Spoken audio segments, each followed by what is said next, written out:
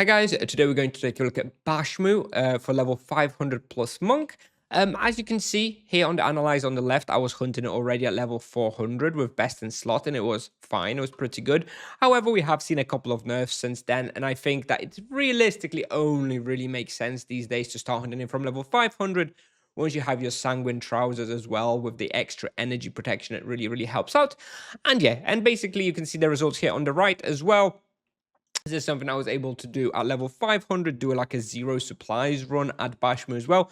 I got very lucky there because I don't think we can quite make like 2.4k profit per hour, but I think past level 500 with full best in slot, you can be aiming towards like 2k profit per hour, which makes this likely the best profit spot in this level range, one of the best ones in the game. All of these results are with no charms. I still don't have charms active on any of these monsters and no animus either. So this is just pure, imbuement and items, nothing else. Raw experience is probably around 3.5k per hour. Loot, yeah, when you start, maybe around 1.5 all the way up to like 2. Maybe even a little bit more than 2 once you have like charms and stuff. So yeah, overall tier rating, experience is poor. I'm going to give it C tier, but profit is S tier. Like I said, probably one of the best ones. Difficulty, I've put it as 8 out of 10, but honestly, it's not too bad. Like the moment-to-moment gameplay is pretty easy.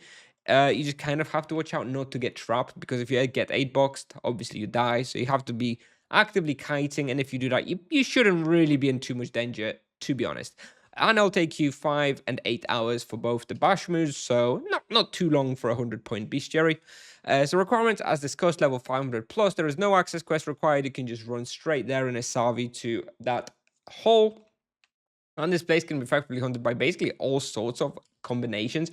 I think Knight is the worst one. I wouldn't really recommend it, but it's very good for the monk, very good for paladin, pretty good for mages as well. I know some duos even hunt here for some profit, so it's a lot of possibilities, but it's not an experience spot, so it's not super popular just because people don't like really doing profit spots only.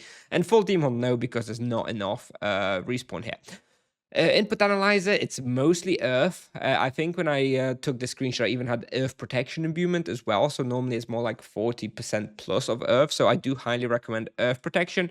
Energy protection works as well. For example, if you want to be hunting a lot of falcons at the same time, energy protection will also work. And the recommended weapon type here is energy. Earth is a little bit worse, but if you're like really desperate, for example, you're level 600, you don't have a soul mass, but you do have sanguine claws, then you could consider using earth here. Supplies per hour when you start off at something like 700 to 1,000 ultimates. Like I said, you can do like 0 supplies here once you're high enough level, though, so that will be dropping. You need your Transcendence Potions. For charms, I recommend Elementals, Divine Wrath on Juvenile, and Curse or Freeze on the regular one. But all sorts of combinations are fine. It's not like it's such a big deal. It's on the maximum, it's like 110% holy, so it doesn't really matter. You can use almost everything. For the wheel, I'm using Aesthetic perk, and anything left over I'm putting into lesser gems with flat hit points, and the character you'll see in the video is a level 404 monk, as I said.